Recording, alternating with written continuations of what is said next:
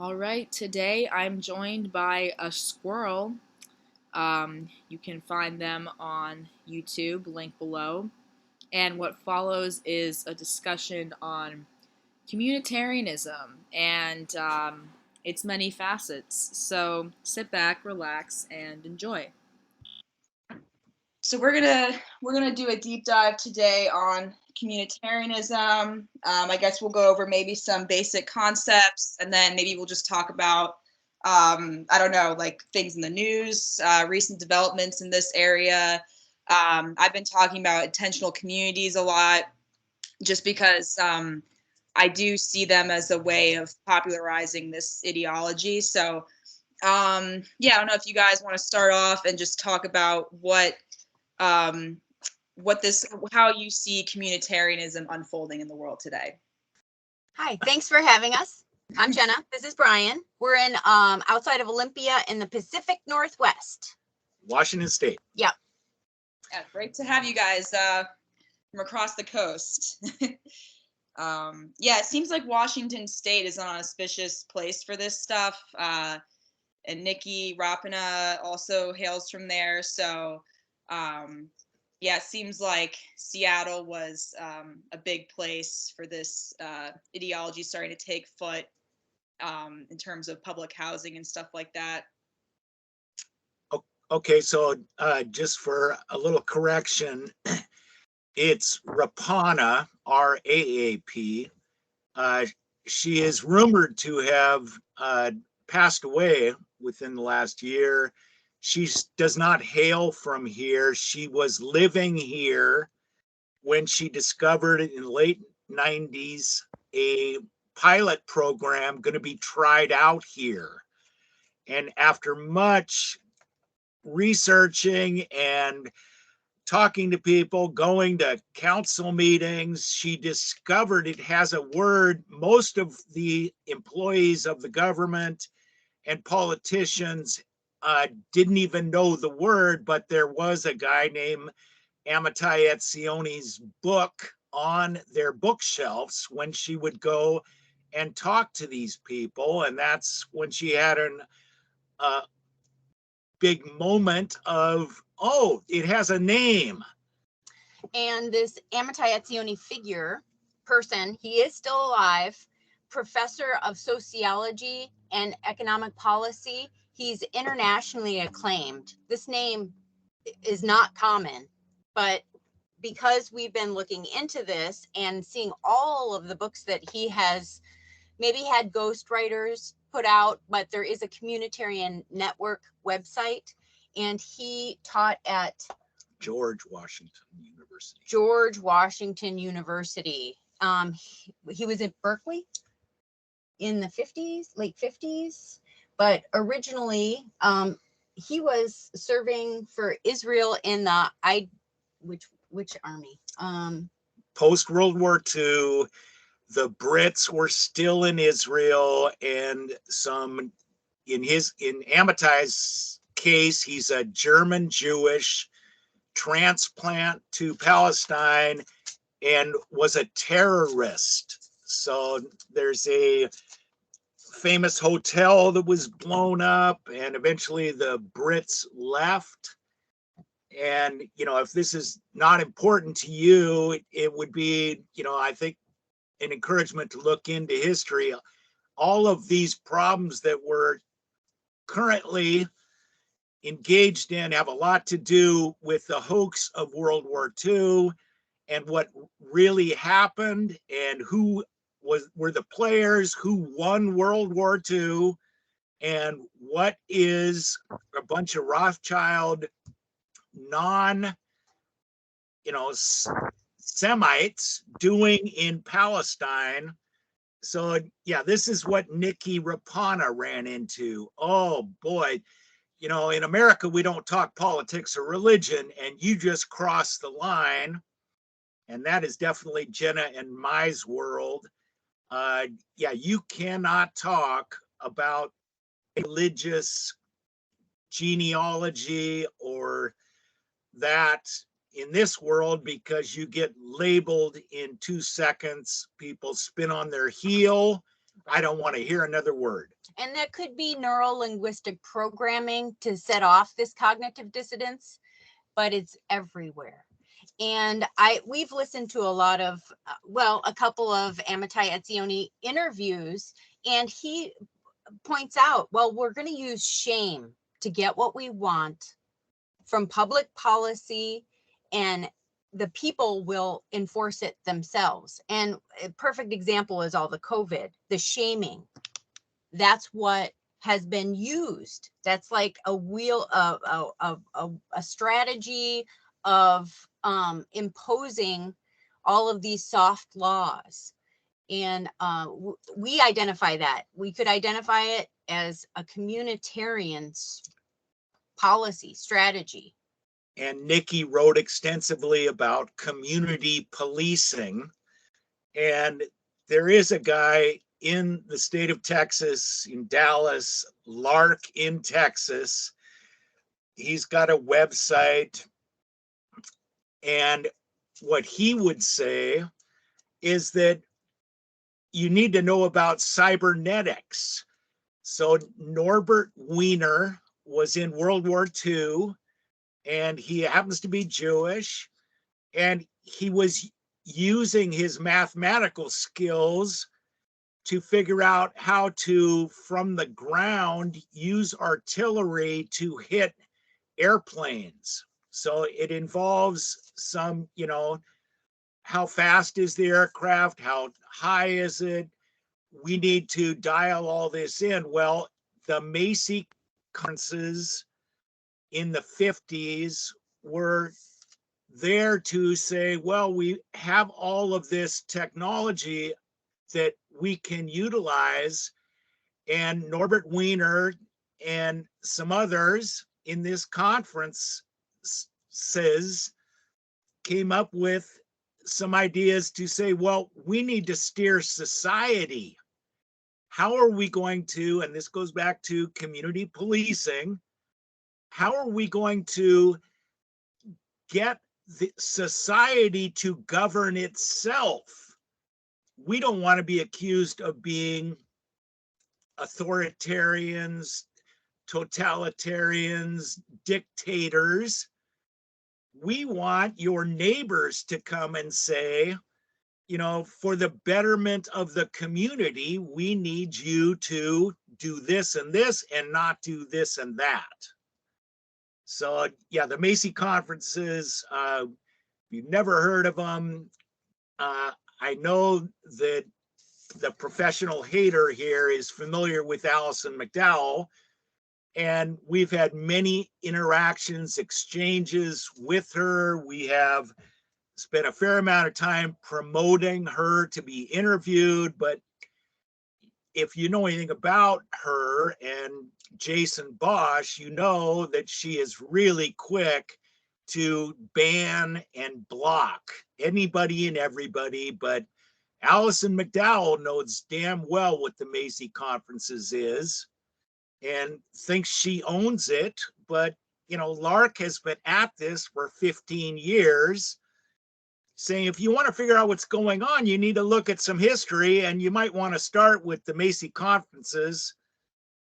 I hope some of that was clear. Okay, but I also want to tie back into the intentional community. I really enjoyed listening to you talking about that, because I think it is prevalent, and it here in Washington State, there is a town with one of the oldest or first intentional communities. Early 1900s, Home, Washington, spitting distance by way of the saltwater, where we live in Puget Sound. Known for all of these radicals like Emma Goldman. She ended up doing some writing there, but the same kind of idea. There's no rules here, and polygamy or free love, polyamorous relationships, nudity, and it didn't succeed. It did fail. It is still a town, and it is there's a port because it's on the saltwater, right? Yeah. Yes. Yeah. Well, yeah, there's a small harbor, not a port. the town is pretty much defunct. It didn't work out like every other commune across the planet. These kibbutzes, who's sitting underneath the shade tree while we're all slaving, smoking pot? And there's still going to be, through the title, one owner. There's still going to be the person that has the last say or the first say in a lot of these circumstances. So I think it does have a lot to do with the collectivization, even the idea of CSAs and food grown in these sustainable 501c3 groups of a community garden. So a CSA's acronym is Community Supported Agriculture. So we are involved in agriculture here and for many years. And yeah, this is really popular. You pay $500 to $1,000 in the spring, and every week you pick up the choicest of fruit, vegetables, and herbs in a cardboard box, and that's your ticket to happiness, and it's all great. But what of the communitarian tentacles? If you type CSA into the internet, you're going to find out there's communitarian tentacles to this amazing solution. And somebody needs to point this out. And Jenna here has a radial flyer red wagon that she can wheel out to the mailbox. And with the honor system, people can pull up on their way home from work and see what's going to be for their dinner. So, and there's also truck stands. So small agricultural pursuits, people can pull in, walk in this little store and create some way to have nutrient dense, fresh food, not from the grocery store or the friggin' farmer's market, all communitarian tentacles everywhere. Yeah. And there is a list of those buzzwords because social justice and equity seems to be like one of the many word phrases involved in this sustainable development construct that I feel like all the 501c3, once you're registered, you have to agree to these terms, the environmental social governance, the ESG for businesses now. It's like you have to conform, and that's that collectivized, this is the way it is, climate change, on and on. They all are using the same language. So I'm going to say that we love to drop names of people we think are actually on the up and up. There is a Mitzi in Mount Shasta region of Northern Cali. She's been having Jenna on as a co-host for several months. Jenna and I, we troll people. Professional Hater has a YouTube channel. Well, we were trolling this Mitzi who has a broadcast on something called Revolution Radio. We're dropping names. And eventually Mitzi contacted us about this communitarian word. And she said, there's somebody coming down from Portland, Oregon to talk to our community garden. Can you look into this guy? So off we go to Portland, Oregon. Mark Lakeman is, in the close suburbs of Portland. And what is he doing? He's creating a intentional community-like thing. And, we had several conversations on the phone and emails back and forth that ended with, you got it all wrong, Brien and Jenna. We are on a utopian vision of solutions. I don't know why you're accusing me of being a vegetarian. Well, no, he actually was saying you're taking it wrong. Communitarianism by default is designed for, he was saying, for human sanitation. He was designing tiny homes in eco villages, reclaiming parts of Portland, and the name of his business is Communitecture.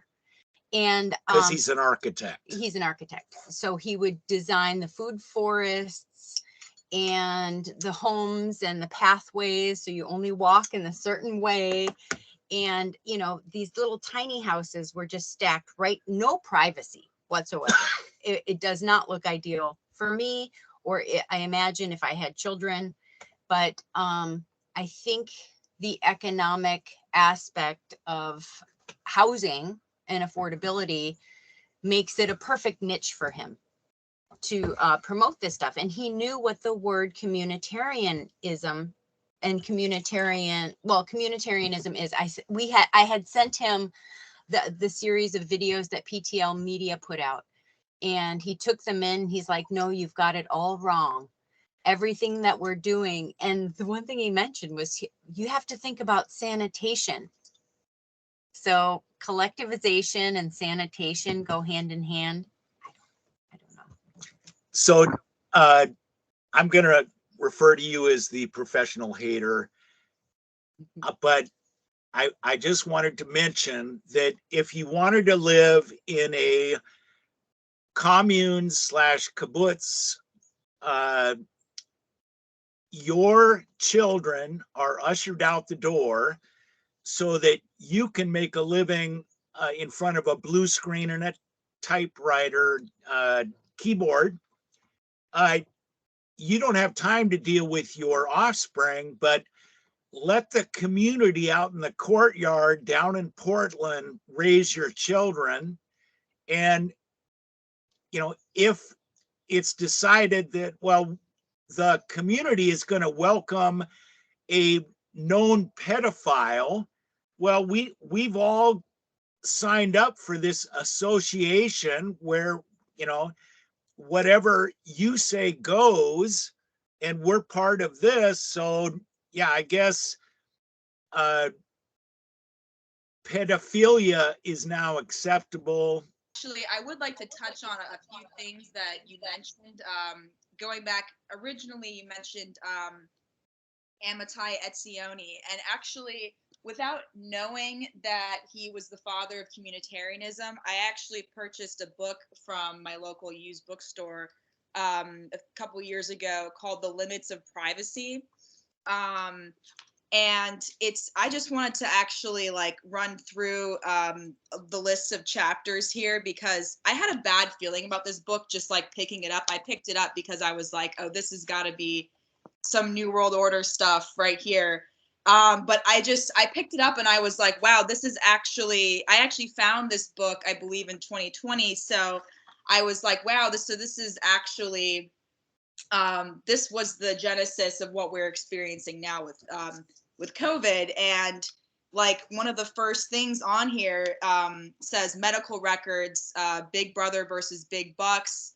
Another chapter is titled Big Brother or Big Benefits, ID cards, and biometric identifiers. So it's kind of funny too how they acknowledge like Big Brother, but it's kind of tongue in cheek because they are Big Brother. So they're acting like they criticize Big Brother, and that's a valid concern. But at the same time, what they're advocating for is essentially Big Brother, which is, monitoring people's health at a or in a way that we have not seen before, to the level of their heartbeat or whatever, like implanting devices. And you'll know that you're sick before you actually feel sick because your phone will tell you or something like that. Yeah. So anyways, and then actually the final chapter is a contemporary conception of privacy. And again, it totally conflicts with, I think, especially what the American definition of privacy traditionally is. And then, okay, so as far as like the intentional communities and the kibbutz thing, I found it really interesting that you mentioned Emma Goldman, because I actually did a video which I touched on her. And I really do strongly believe that at least at that time, these anarchists were basically just set up to work against actually like workers' rights and just like generally speaking, kind of disrupt, yeah, so like disrupt any actual necessary like laws and things that needed to be done to protect people and the common worker from these sort of like monopolies and large companies that were sort of forming and like exploiting people, because that in that time, the early 20th century, late 19th century, there was a big it was a big deal talking about this stuff, and there was like child labor, so that was like when the first child labor laws were passed. So I just thought that the anarchists honestly were working against all of that at the end of the day.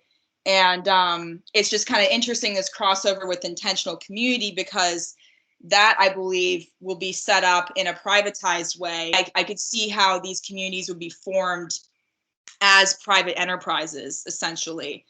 And yeah, so it's just interesting, the crossover there with Emma Goldman. And then you also mentioned, oh yeah, so I actually was thinking about this. I typed in intentional communities and COVID recently, just to see what would come up, because I was wondering if they were promoting intentional community as a solution to COVID, and they definitely were. I don't know how I didn't come across any of these articles at the time.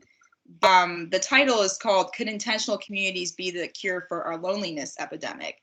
So it's being sold as like a solution to loneliness, a solution to the food insecurity that was caused by the disruption to these food networks, and again with community supported agriculture, as you mentioned, that being presented as a solution. It's like, oh well, the supply chain is all messed up now, we have to bring in a solution to that. And actually, the woman who's interviewed in this article lives in Findhorn, which is the single largest intentional community in the UK. I actually also have a book on that entitled "In the Shadow of the New Age." And this book was like very hard to get. There was only like one copy available online that I could find, because there's been a bunch of people that have decried the Findhorn Foundation as being like abusive, and they're heavily connected to the UN. So that's also been interesting. I've been meaning to do a video on that, but I haven't really had time. Anyway, so yeah, it's just presented as this like solution to, well, we have all these environmental problems and now we have COVID, and clearly like this international system of dependence as far as the supply chain goes isn't working. So we're going to have to, we're going to have to condense, we're going to have to localize, which I was actually in favor of, I think, for a while, like most of my life. It's like, well, why does it make sense to have, something imported from across the globe if we could grow it right here in our backyards? But that's dependent on a lot of different factors. And I do think we can still grow things in our backyards and not have them be tightly controlled. And I don't think that, everyone has to go out on an intentional community and be a farmer and like live with no electricity. I think a lot of this stuff is programming people to just accept less and be comfortable with less, which I think is definitely a part of the communitarian objective. So yeah, let me see. Was there anything else that you guys said? Yeah, about Alison McDowell. She does tend to block people. She actually blocked one of my good friends, Dystopian Deep Dives. You should check out her channel. She actually blocked her on Twitter for like no apparent reason at all. So anyways, yeah, and then cybernetics, that's an interesting facet of all of this. I do think that will be integrated into these communities as well. Actually, the first video I made, there was a guy who spoke at the Greater Reset who works on creating these. It's like a land survey, but it's like digitized, and basically it maps out the entire community. So it basically, I guess, serves as a way to help the community interact with each other online. But I really think it's designed for surveillance purposes. And I could see each one of these intentional communities having their own systemized version of that is then connected to like a larger node. And then as far as the community policing aspect, I do think that just the way that these communities are set up just gives way to that naturally, because it's like, oh, we're all supposed to go around and share something, like what is alive inside of you right now. That's something that they do at the zeg forum in Germany. It's like, oh, everyone has to go around and share their feelings. And I think that that's actually a way to police the community and to basically get everyone to profess their deepest concerns, and feel that they're not entitled to privacy basically whatsoever, because it harms the community at large. There's like this broader community focus at all times with all of this stuff. So yeah, local yeah. neighborhood watch, next door. You log in and, oh, did you see that guy that was hanging around in the bush, or we saw a cougar, in this neck of the woods. People like religiously go to this neighborhood watch, or it's called next door. We're not logged into that, but that idea, and there's a fear factor. And with all of, I think, the violence that we see on the media, it's like a natural response to be more fearful and watching out and connecting with others. And I do think the same thing goes for early education and Common Core. I watched my son, he was always doing group activities. He never had like a project that he had to handle on his own after Common Core came in. And that's that subtlety that moved through the generation. Now he's 21. And all the kids that are his age, they're always in a pack, this pack mentality. So when we saw a video, How to Be a Good Communitarian, which was a promotion to become educated on intentional community living, all of those points of group living, collectivized. And I think it's already been, programmed in through Common Core.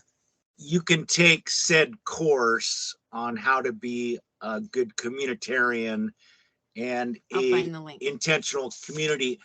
When we contacted you, Professional Hater, it was in hopes that we could send you some information because, yeah, quite frankly, when I listened to the Greater Reset that you just mentioned and Derek Bros, he and I have been back and forth in his comments section for over an hour. And he's absolutely denying I have nothing to do with communitarianism. And this goes to a half dozen other YouTube gurus, but I'm listening to what they're saying. And yeah, I'm saying that no, actually, it's like you read Amitai's books. And back to books, you mentioned you found one at a bookstore. Who was the author? I don't think you mentioned it. No, that was Amitai Etzioni's. Thank you. Okay. Yeah. Yeah. In May 2020, we did hear an interview, and he directly posed, if you don't give up your surveillance, people are going to die because of the COVID. And he's like, you just give it up for a little bit, your privacy. It's okay if, your cell phone is monitored and you're tracked, because people would die otherwise. This virus is killing people, like they're dropping dead left and right. And, he's just, as a matter of fact, explaining it that way. This isn't like China. We're just going to give up privacy for a little bit.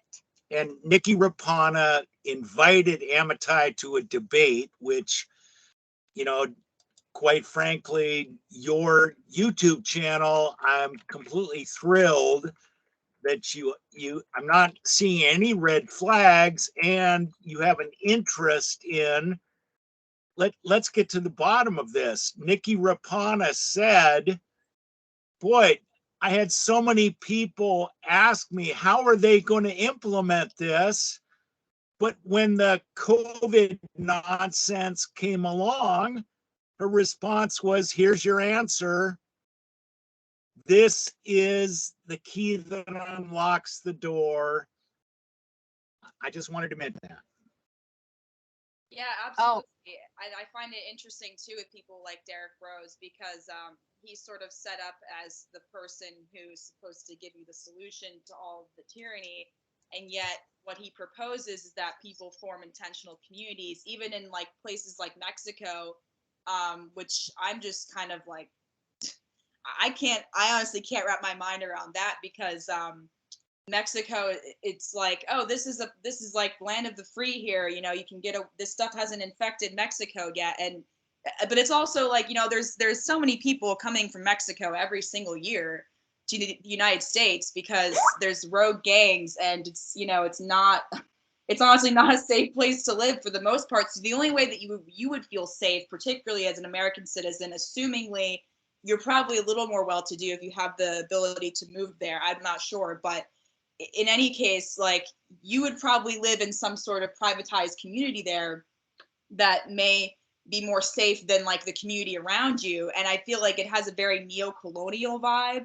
It's like, oh yeah, we're just going to go down here. It's like, we're just going to go somewhere else. We're not going to fight anything. We're just going to go somewhere else. We're going to go somewhere where we can be separate from all the madness. And it's like, I'm sorry, but I don't think that that's a viable solution. I honestly think, like, if you have any true ground to stand on, you'll be willing to fight for this thing and not just go off into your own little community. But that's just my take. And furthermore, the fact that these communities are being set up in a way that will feed the NWO, it's like, okay, I can't like trick myself into thinking that this is a real viable solution to the issues that we see. I don't advocate for that. So, and I don't know if he's set up like that or if he is genuine, but he's misguided. It really doesn't matter, honestly, because I don't think he's really looking at things. And I think he kind of glosses over stuff too, kind of presents like a broad take that really,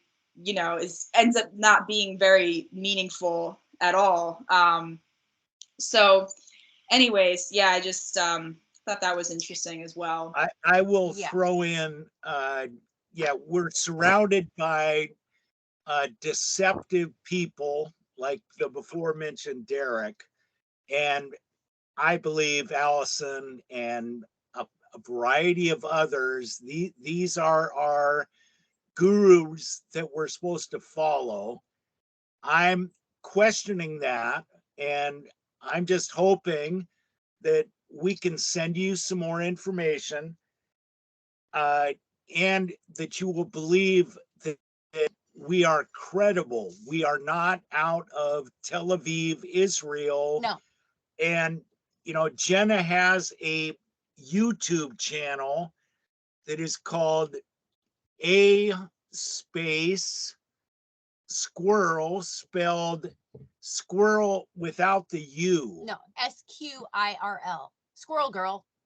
And I think that it's mostly do it yourself, messing around out in the rules. What do you do? But a lot of it focuses around biochar. And that is the investment on the ground under our feet. And I really got into soil science. It is total enrichment. And I am always looking forward to every season. What can we grow, especially with all of the changes in environment, however it is caused. But you know, planting is a seasonal joy for me, and learning how to deal with soil, because over the past 70, 80 years, the NPK fertilization has depleted most soils. And we've learned that mineralization, and also because we're in the rules, turning waste wood into biochar, inoculation, we use a mineral analysis, mineralizing soil, making biochar, using that secondary heat, and we're trying to improve the soil quality. The goal is nutrient dense vegetables in our garden. And because most people have collectivized and moved to cities, that knowledge of what to do and producing your own vegetables, it's almost non-existent. Basically, we live in 100-foot tall wall of biomass. So this area of the planet is lush and green, but you better have a machete or a chainsaw if you think you're going to walk through it. We use that material and heat it and denying it oxygen and make something called biochar. But unfortunately for us, everybody thinks that carbon sequestering and left-leaning political ideologies are linked to this win-win. I think there's a Google search 55 uses for biochar. You can eat it, you can use it as a poultice, you can remediate poisons. You know, if I live, water. yeah, if I lived in the Great Lakes area, and you know, this is an extremely valuable, pristine area of, you know, the northern Lake Superior and the like, but due to some problems, it's been poisoned. You can filter water through charcoal, use that charcoal to make concrete or asphalt. It increases the strength, reduces the weight. And also it has said to, because it's carbon negative, it actually has a capability of blocking EMFs. So Jenna is my sidekick. She can throw in these incredibly important points, but it is, you know, they say 55 positive aspects of it, but I think there's more like 100 that they aren't covering all of them. Regardless, getting back on track, we live on the West Coast of the United States. So back in 1963, Ken Kesey, most people know his name from One Flew Over the Cuckoo Nest. It's pretty much set in stone. He is a CIA operative, also a MK Ultra mind control, LSD from Stanford University in California. He's here to discuss the state of Oregon on the West Coast. He's talking about a independent logging family. And this Stamper family, which, you know, turn of the century, but come World War II, the star of the movie that is produced by Hollywood, Paul Newman is the star. Sometimes a great notion, never give an inch. So this is the free for viewing on YouTube. Type in Sometimes a Great Notion. What I'm trying to encapsulate here is Ken Kesey was here to social engineer the society on the West Coast because they had a problem. There was these independent, here's the line in the sand, I won't friggin' cross. These people need to be eliminated. And currently we have Orange County, California in a union dispute involving the Metro buses. 6 months ago, we had the independent truckers in LA. They were not going to be allowed to haul these container ships from China.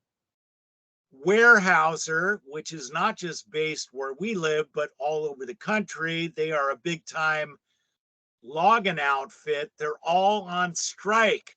Well, in the introduction to the 2006 edition of this book, which, you know, as we all know, the Hollywood version movie eliminates and changes all the integral aspects. This 2006 edition of this book, the introduction states that after Ken wrote this book, he said, and I'm paraphrasing, there's going to be big changes to the world, and they're going to start on the West Coast, and it's going to involve labor. So I'm interested in utilizing your channel to get this word out. You might need to reread this book from 1963 because it is predictive programming and the like. In this, you know, they say it is a fictional novel, but in reality, I knew a buddy of mine who was run out of Oregon as a big logger. And when my buddy's dad walked out of the theater watching this movie, he said, that whole story is about me. Well, of course it is, because Ken didn't just make up this storyline, he stole it from a guy named Albert J. Furshaw, who now lived in the Seattle area, and I knew his son. So I guess Jenna's waving to me. I'm losing everybody. Maybe some of you two ladies can fill in the blanks so I don't discombobulate everybody. Well, I was trying to pull up the link to just send the book, but yeah, we've been sending we've sent out about a dozen copies, even to Ireland and the Philippines. So we create a book for them because there are so many things. There's an Asian flu in this book, and somehow it took out the whole town. Influenza. Some Chinese flu that took everyone out. And it was at like a very important time where the union strikers were, you know, trying to get fair wages, and the Stamper family was just pushing forward to make that deal and get those logs sent off. And then all of a sudden there was this virus. And for 1960, you know, it's just like the belief, the whole virus thing, I think through media, movies, you know, just that idea, if you repeat it enough, people will believe it. And yeah, this COVID thing has completely proven to have worked. And of course, we live in the Pacific Northwest. We have a governor named Inslee.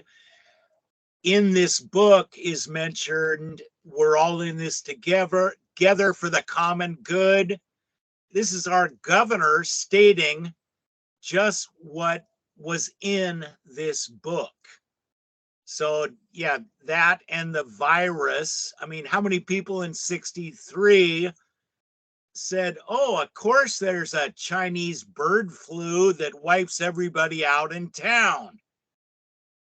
Everybody would say, hell no, but you know, predictive programming means that come 2020, well, of course, birds create a flu from China that wipes everybody out in town. This is not by accident.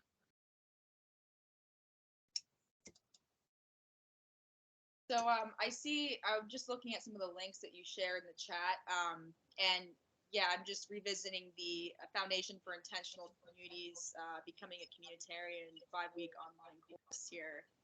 I didn't mention this in my video about them, but I did mention in the comments that they actually have this course, and so I'm glad that you brought this up again, because it's just fascinating. It's actually quite transparent in this case.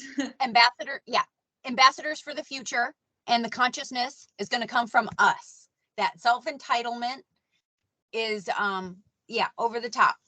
But the video is glossy. They're all young people, you know, 20s. What are you going to do with your life?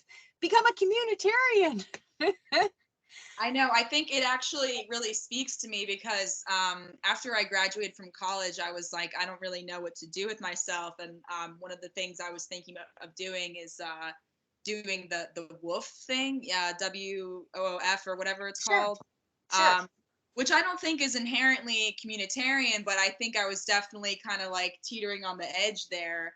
Um, as far as yeah, like, because I don't know, like living in one of these communes, it has an appeal, but then kind of when you peel back the surface a little bit more, there's some disturbing things about it. Like in the description here, it says your journey as an agent of change begins with the transition from toxic individualism into holistic community building.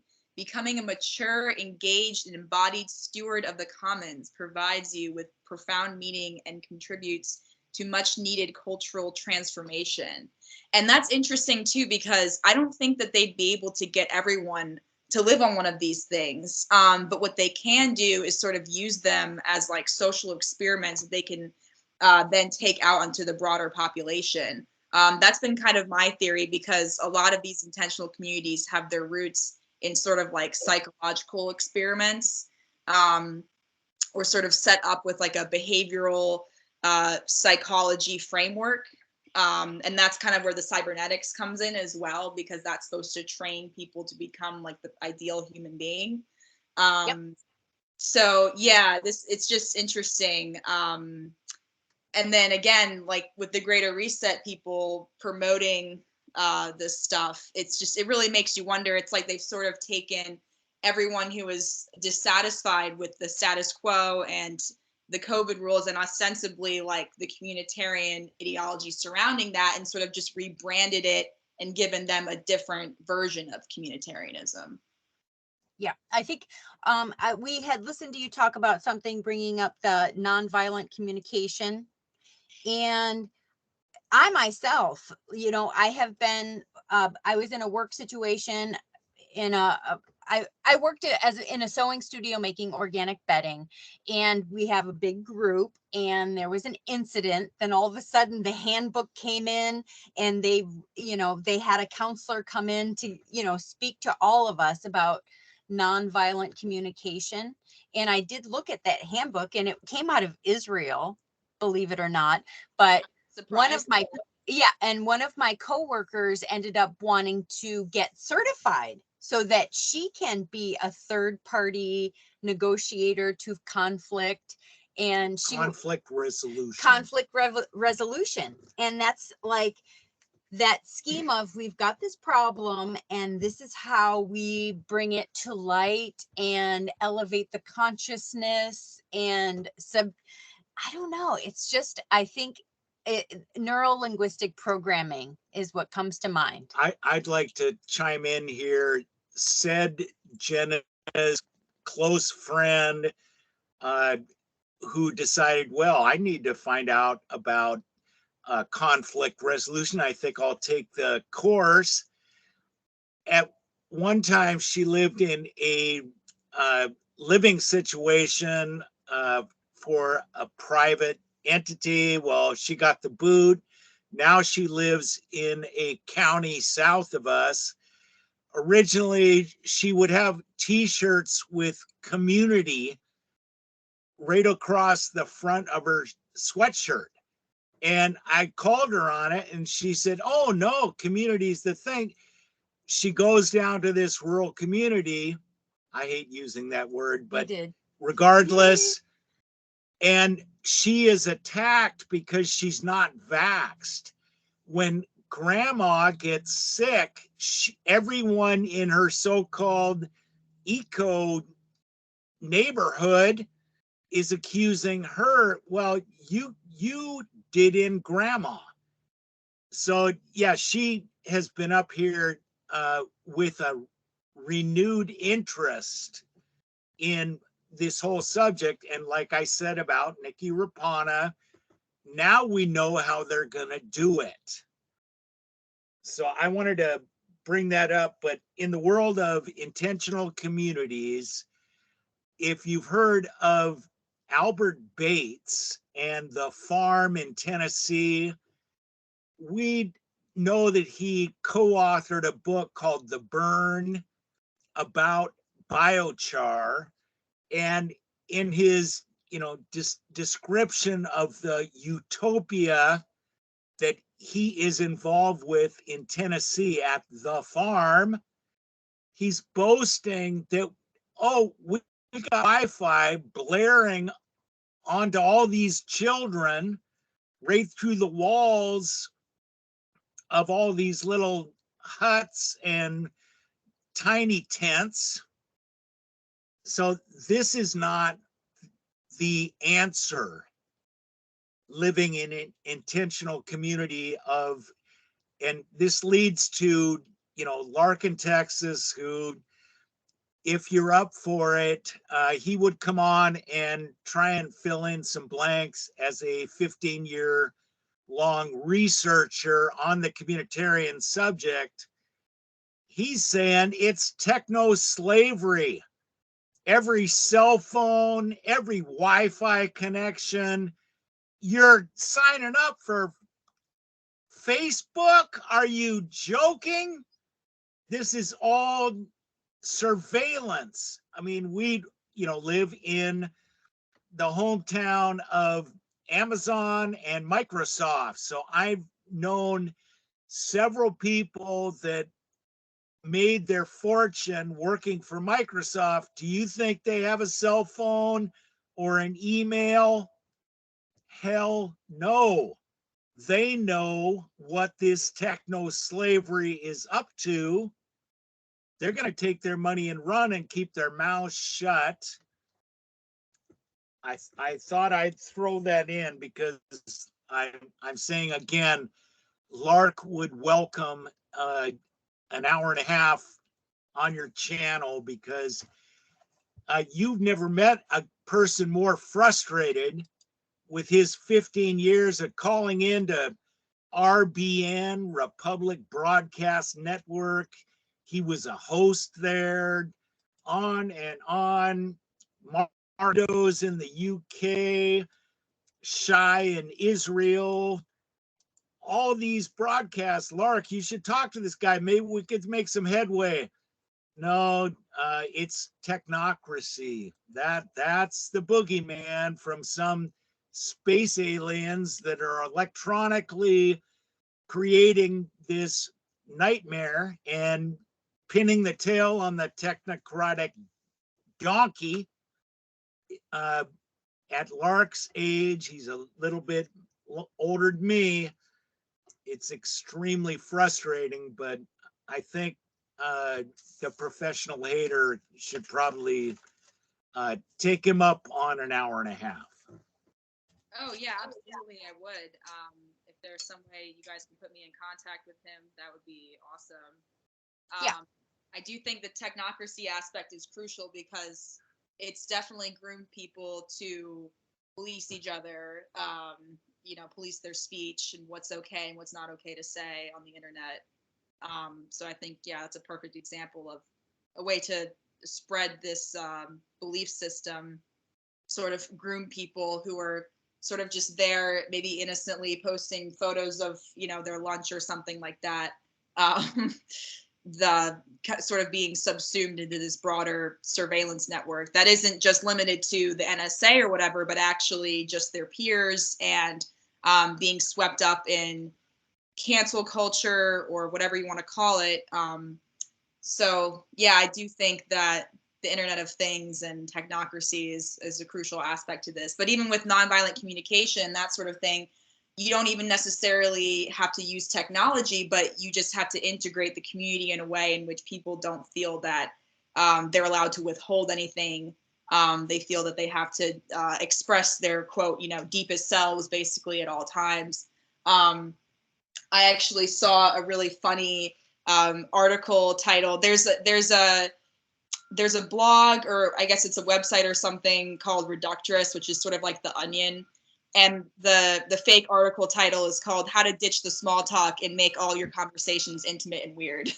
And I just thought it was kind of funny and timely because, I just feel like that's kind of the framework that these things set up. I mean, it's like prolonged eye contact, you know, things that sort of meant to dissolve boundaries, things that like you wouldn't naturally feel comfortable with. You know, you have to take all these workshops to get comfortable with them. You have to undo your programming. It's like they reversed all the language. It's like you have to, you know, they use words like programming and they're like, oh, well, this is how you're going to become a better person for yourself and for the community. You're going to undo your programming because everything you've been taught so far in life is all programming. And we're here to, you know, essentially reprogram you, except they don't put it like exactly like that. You know, they put it as like you are becoming your best self or whatever it is. So I just think it's interesting, word reversals and, yeah, sort of throwing language to the wind,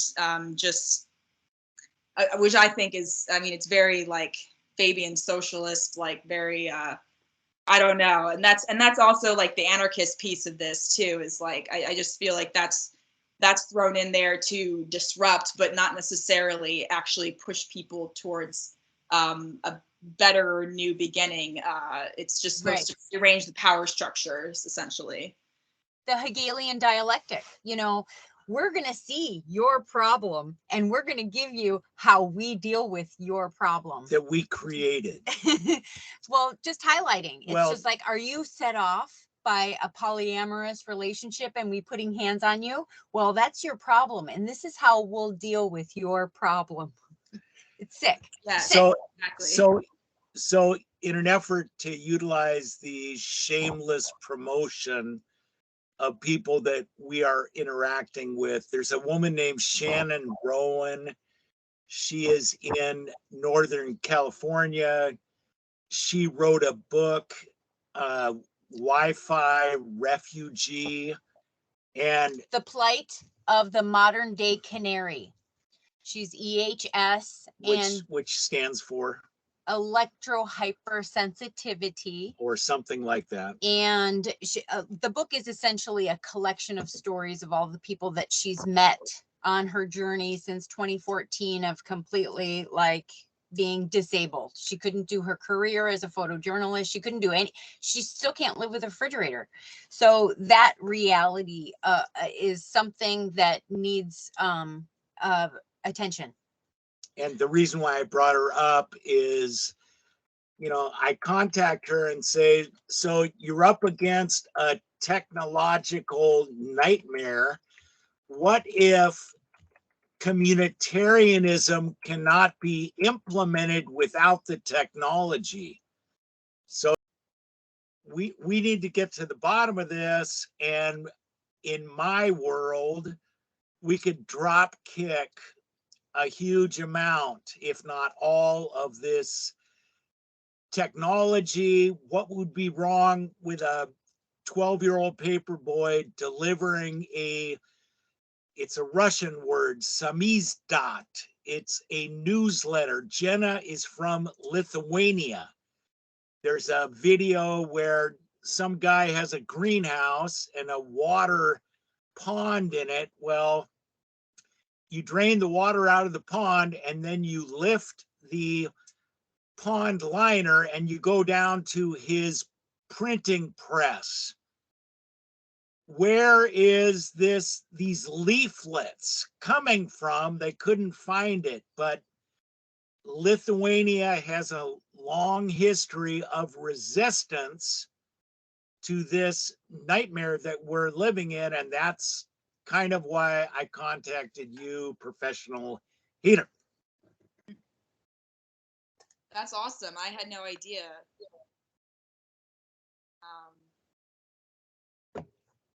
I didn't know where Lithuania was either. My mom was born in a departed persons camp in 1945. It took them 2 years to get to that place in Augsburg, Germany. My grandpa had a knock at the door. My grandma was pregnant. They said, they're coming for you. They had their names on a list because my grandpa was educated. His brother held the family farm that was successful. It was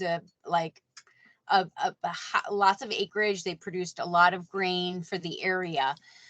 Everybody's got to leave tonight. because you're all going to go on a train to Siberia. So grandma and grandpa got their bamboo pole and a handkerchief of some food and just left. So the farm was burned.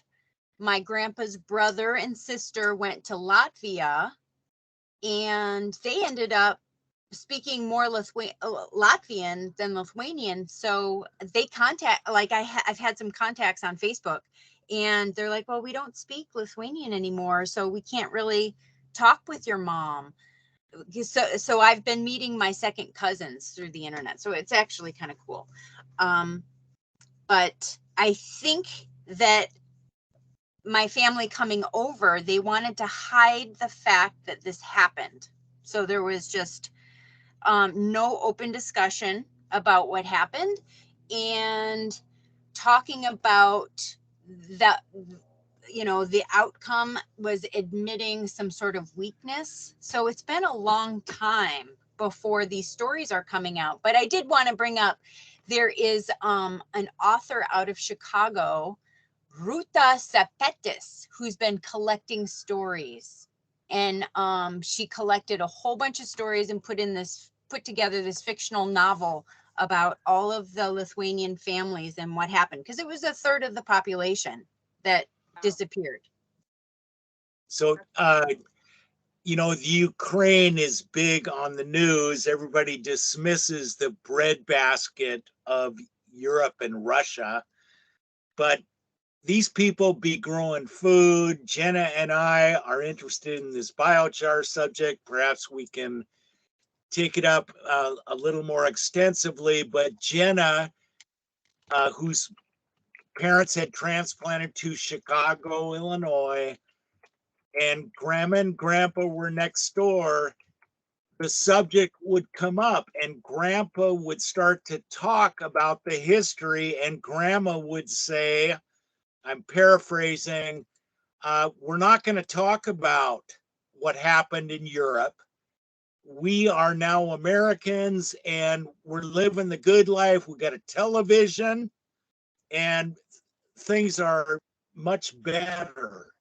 So grandpa's mouth was told to be shut. And I think this story needs to come out.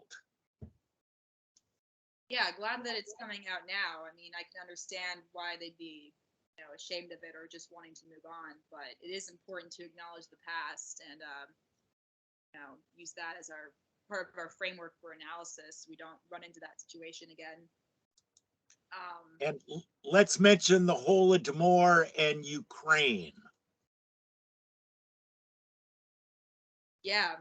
There's many examples throughout history you could use as a way to argue against communitarianism, I think.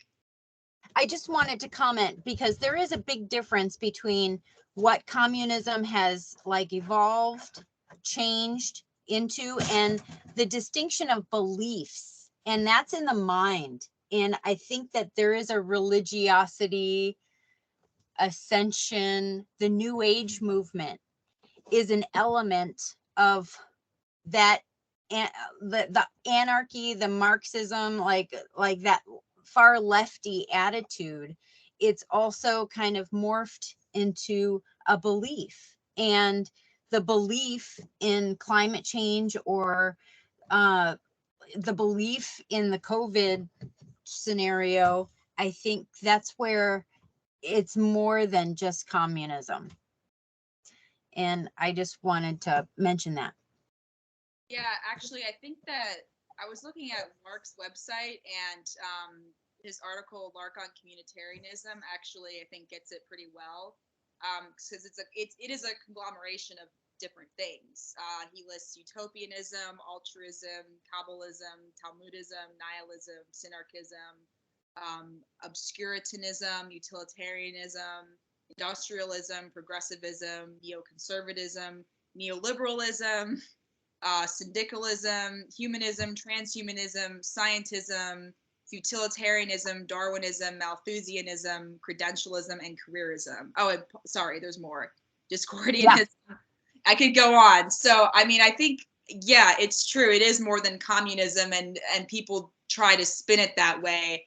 I was having a conversation with someone in my, I have a Telegram chat. I need to make an announcement about that, but I have a Telegram chat now, and someone was kind of equating it with communism, and I didn't quite know how to like address that, because I'm like, no, not quite. Like, yes, but no. Like, there are communist aspects to it, but there's also, I mean, the fact that both neoliberalism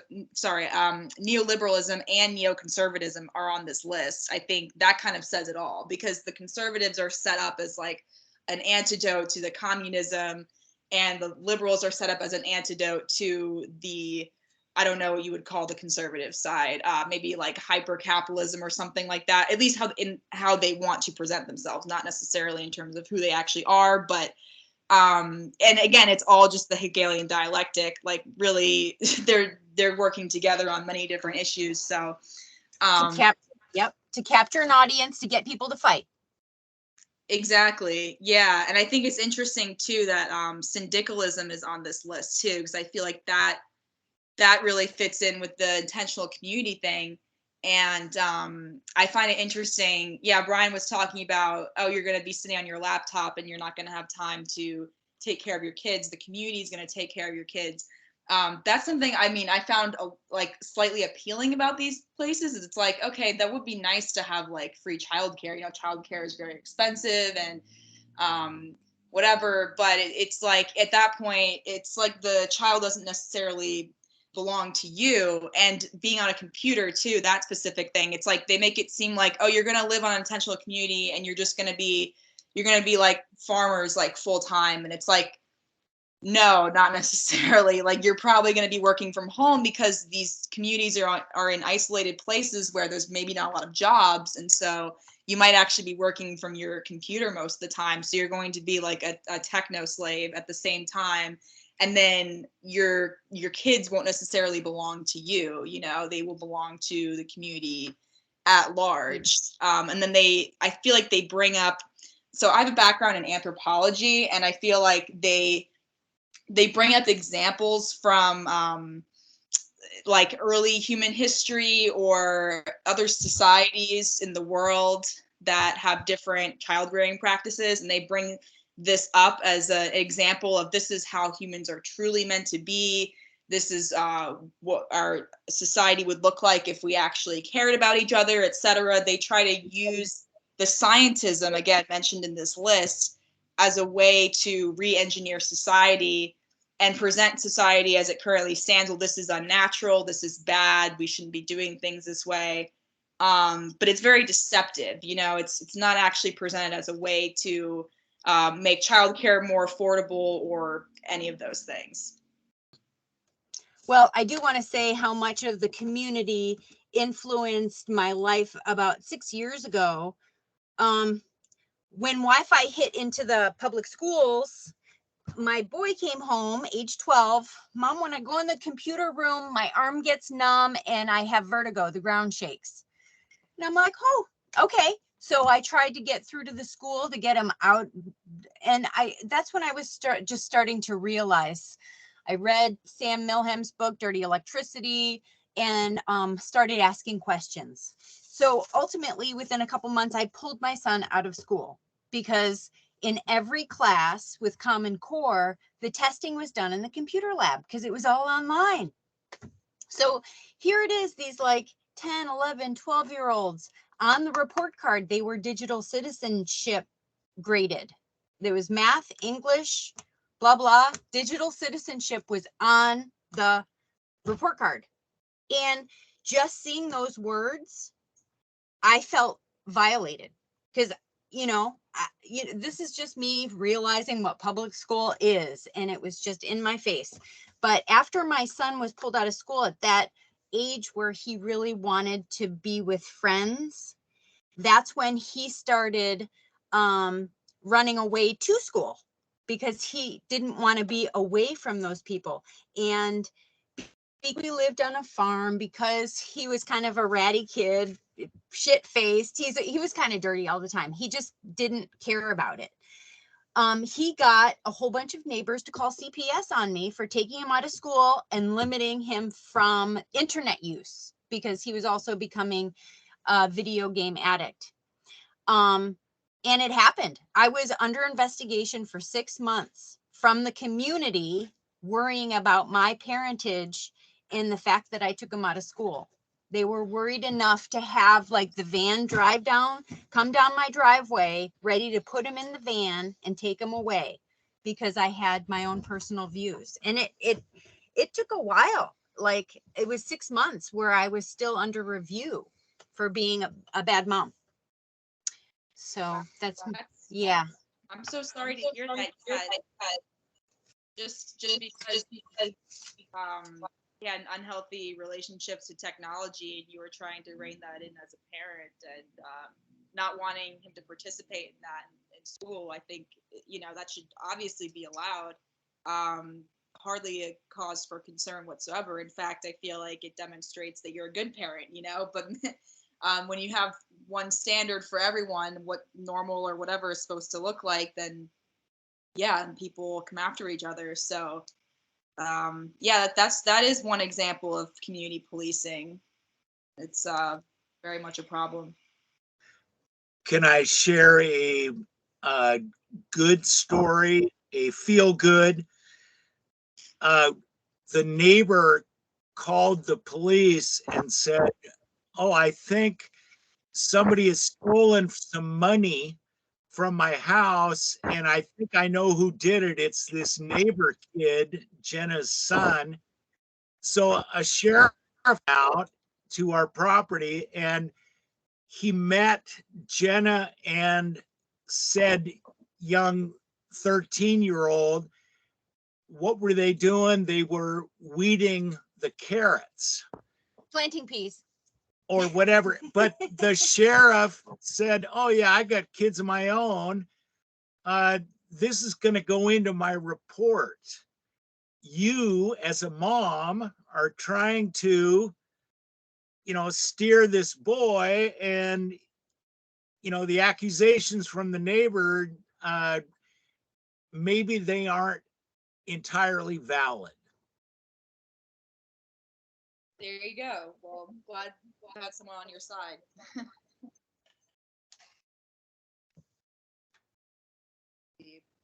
Was there anything else that you guys wanted to add before we wrap up? Well, I just don't want it to be so long of a video that nobody is going to look at 3 hours. Perhaps we could do this again. I just contacted you because, if you're going to use this C word, we need to exchange information, because We support that. absolutely. So yeah, we could go on for hours on the biochar and our, what people should be doing, because this carbon credits, carbon taxes is very in the forefront of what people are discussing where we live. But I don't want anything to do with that surveillance. I mean, you have to be before and after. Oh, you want your credits for farming? Well, can we send in some inspectors with cameras and run a few drones around?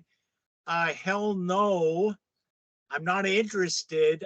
I know the communitarian tentacles, and for that reason, I think we'll just go on making a pickup truck of charcoal and trading it to an old lady neighbor that wants a vegetable garden that doesn't lose all the nutrients due to the amount of precipitation of rain we have. These beneficial nutrients are expensive, and she wants to have the charcoal suck them up. So, that her vegetables don't cost 5 times what you could buy the poisonous GMO without nutrient from the organic section of the grocery store, quote unquote organic. Yeah, we're big time interested in some researchers here in Olympia that say that back in 1940s and 50s, Albrecht said, you know, there is no nutrition in this food we're eating. The NPK, ammonia-based petroleum fertilizers are not giving us what we need in the food. So I'll touch base on that, but in no way do I want to make this video of yours hideously long. I will also thank you immensely for your invitation. Yeah, thank you guys so much for reaching out and for discussing things with me today. I definitely think we should do this again. And like, once again, you know, connect me to anyone you feel I should be connected to. Would love to have them on as well. All right. Yeah, well, thanks for chatting, guys. Hope you enjoy the rest of your day. And yeah, until next time. Okay, thanks. We enjoyed it immensely. Yes, we did. Yes, me too. All right. Okay, take care. Bye. Bye.